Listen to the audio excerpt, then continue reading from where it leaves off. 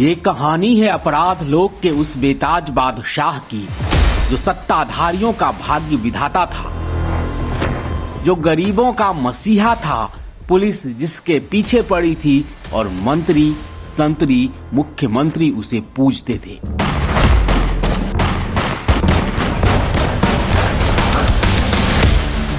जिसने पहली बार बूथ कब्जा कर लोकतांत्रिक व्यवस्था को चुनौती दी थी, जो खुद चाय तक नहीं पीता था लेकिन बिहार का सबसे बड़ा स्मगलर था, जिसने 70 के दशक में वो क्राइम कंपनी खोली थी बिहार में जिसके पेरोल पर सरकारी दफ्तरों के कर्मचारी काम करते थे, जिस पर 3 बरस के बच्चे से लेकर अफसर तक की हत्या के आरोप लगे लेकिन पुलिस उसे जिंदा नहीं पकड़ पाई,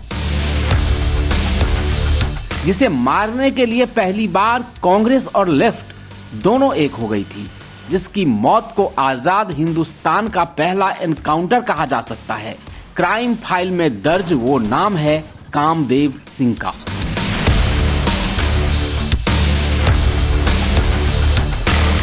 बिहार में पहली क्राइम कंपनी खोलने वाले कामदेव सिंह की कहानी शुरू होती है क्रांति के रेडलैंड यानी बेगूसराय से, जो तब मुंगेर जिला का हिस्सा हुआ करता था। साल 1930 में मटिहानी के नया गांव में कामदेव सिंह का जन्म हुआ था। गरीब परिवार में पैदा हुए कामदेव ने चरवाही की, पिता के साथ बैलगाड़ी चलाई। थोड़े और बड़े हुए तो चट्टी बाजार में पल्लेदारी का काम किया, कोयला बेचने लगे। कोयला बेचते बेचते लंबे चौड़े कदकाठी वाले कामदेव की जिंदगी स्याह दुनिया की ओर मुड़ गई। डकैतों से दोस्ती हुई, डकैती करते करते स्मगलर बन गया और फिर ऐसा गिरोह तैयार कर लिया जिसका अघोषित नाम था कंपनी। तब उस क्राइम कंपनी के पास दुनाली, बंदूक, राइफल, स्टेन गन जैसे हथियारों का जखीरा था। कंपनी में 1 से 1.5 हजार गुर्गे काम करते थे, जो गांजा से लेकर इलेक्ट्रॉनिक सामान, स्टील और यूरेनियम तक की तस्करी करते थे। इसके लिए कंपनी के पास कार, ट्रक, मेटाडोर जैसी गाड़ियों का काफिला था, जिसका नेटवर्क बिहार, बंगाल, महाराष्ट्र, राजस्थान से लेकर उत्तर प्रदेश और बंगाल तक था। कामदेव का रुतबा ऐसा था कि जरायम की दुनिया में उसे तस्कर सम्राट कहा जाता था। कहते हैं कि कामदेव सिंह की क्राइम कंपनी के पीछे एक अदृश्य शक्ति काम कर रही थी। उस शक्ति के सेंटर में थी राजनीति, वो राजनीति जिसका एक सिरा बेगूसराय से जुड़ता था। दरअसल तब बेगूसराय में 2 धुरी थी, एक तरफ कांग्रेस तो दूसरी तरफ वो वामपंथ जिसकी नीति से कामदेव की वैचारिक दूरी थी। कम्युनिस्ट की जमीन हड़पने वाली नीति से कामदेव सिंह नफरत करता था। हालांकि तब वो बेगूसराय का छोटा मोटा रंगदार हुआ करता था। ये बात 1957 की है। विधानसभा का चुनाव आया। कांग्रेस किसी भी कीमत पर बेगूसराय की सीट जीतना चाहती थी। ऐसे में वामपंथियों से टकराने के लिए कांग्रेस ने नए नए रंगदार बने कामदेव को काम पर लगाया। कामदेव सिंह ने अपने साथियों के साथ मिलकर वो प्लानिंग की जो भविष्य में राजनीति का सबसे बड़ा हथियार बन गया। बेगूसराय के रचियाही गांव के कछारी टोला में कामदेव और उसके साथियों ने पहली बार बूथ कब्जा किया। जिसके लिए बूथ कब्जाया था कामदेव सिंह ने, वो कांग्रेस कैंडिडेट चुनाव जीत गए। भारतीय राजनीति में बूथ कब्जा का ये पहला और सफल प्रयोग था। इसके बाद तो कांग्रेस नेताओं के लिए कामदेव बूथ कब्जा मशीन बन गया। अपने गुर्गों के दम पर अलग अलग इलाकों में फिर जिलों में कामदेव सिंह किसी भी कीमत पर बूथ कब्जाने लगा।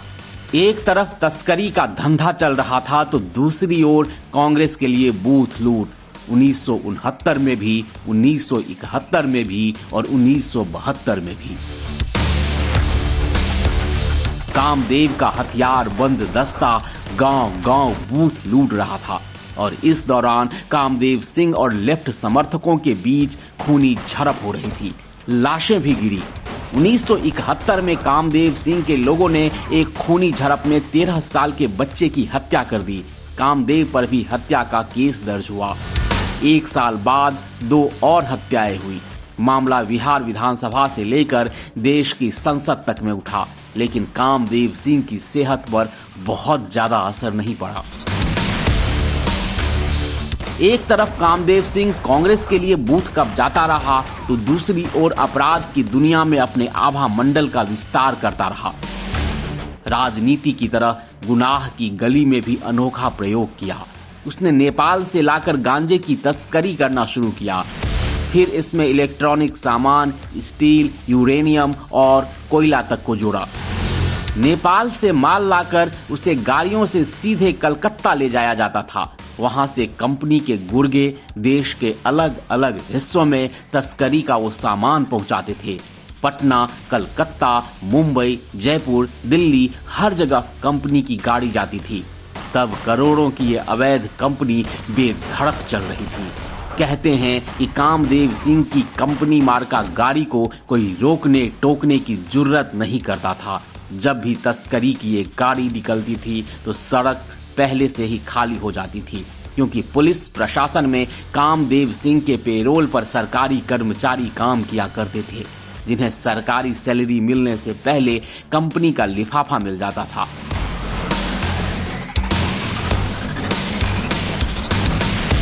उन्नीस की एक सरकारी रिपोर्ट तो यहाँ तक बताती है कि कामदेव सिंह के नाम पर सरकार के विभाग एक दूसरे के खिलाफ काम करते थे। कामदेव सिंह की तस्करी कंपनी अपने हिसाब से चल रही थी। कहते हैं कि तस्करी से जो पैसा आता था उसका एक बड़ा हिस्सा वो गरीबों में खुलकर बांटता था। यही वजह है कि आसपास के गरीबों के लिए वो मालिक बन गया था।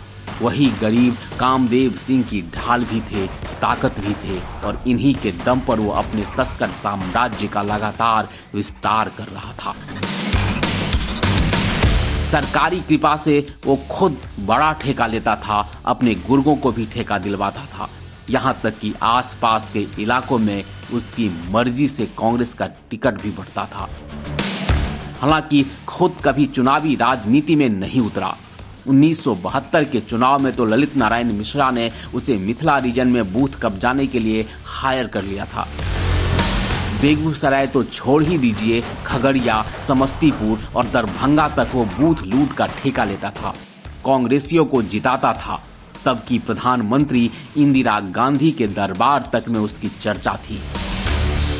कहते हैं कि एक बार इंदिरा गांधी बिहार गई, उनका बेगूसराय जाने का प्लान बना तो कामदेव सिंह ने 1 से लेकर 100 तक के नंबर वाली 100 नई एम्बेसडर कार खड़ी कर दी थी इंदिरा के काफिले में। 1973 में जब अब्दुल गफूर मुख्यमंत्री बने बिहार के, तो पहली बार कामदेव सिंह पर शिकंजा कसने की तैयारी हुई। रामचंद्र खां को एसपी बनाकर भेजा गया। कामदेव सिंह को पहली बार बेगूसराय छोड़कर नेपाल भागना पड़ा। कामदेव सिंह ने नेपाल को अपना अड्डा बना लिया, वहीं से कंपनी चलाने लगा। उसके गुर्गे काम पर लगे हुए थे। 1974 में नेपाल में कामदेव सिंह गिरफ्तार भी हो गया, लेकिन उसे वहां से लाने में बिहार पुलिस नाकाम रह गई, क्योंकि कहते हैं कि नेपाल की राजशाही सरकार से कामदेव सिंह ने एक उग्र कम्युनिस्ट की जिंदगी के बदले अपनी रिहाई का सौदा किया था। 1977 में जब रामचंद्र खां बेगूसराय से हटाए गए, तब कामदेव सिंह ने फिर से घर वापसी की थी। तब तक देश की राजनीति 180 डिग्री पर घूम चुकी थी। 1975 के जनवरी में ललित नारायण मिश्रा की हत्या हो गई थी। अप्रैल में जगन्नाथ मिश्रा मुख्यमंत्री बना दिए गए थे। जून में इंदिरा ने इमरजेंसी लगा दी थी। इस इमरजेंसी में लेफ्ट ने भी इंदिरा गांधी का सपोर्ट किया था।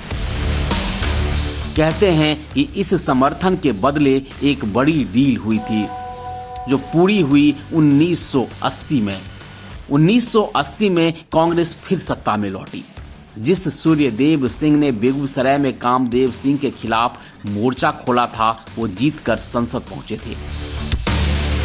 उन्होंने संसद के अंदर कामदेव सिंह की कंपनी और उसकी करतूतों के बारे में जोर शोर से मुद्दा उठाया था, जिसके बूथ लूट से कांग्रेस की सरकार बनती थी, जिसे इंदिरा गांधी खुद नाम से जानती थी।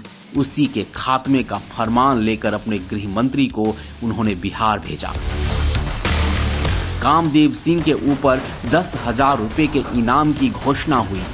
2 साल पहले एसपी बने रणधीर वर्मा ने घेराबंदी शुरू की, सीआरपीएफ को सादे वर्दी में मोर्चे पर लगाया, कामदेव सिंह के एक बेहद करीबी को तोड़कर उससे मुखबिरी कराई और फिर 18 अप्रैल 1980 के दिन वही हुआ जो हर अपराधी के साथ होता है। कामदेव सिंह अपने गांव के नजदीक ही गंगा के किनारे ठेके के काम की निगरानी के लिए आए हुए थे। तभी अचानक से 3 तरफ से घेराबंदी कर चुकी पुलिस की टुकड़ियों ने धावा बोला। उन्होंने बचाने के लिए बेधड़क गंगा में छलांग लगा दी। गोलियां चली, लेकिन वो जिंदा बाहर नहीं निकल पाए। 4-5 घंटे के बाद गोताखोरों ने उनकी लाश निकाली।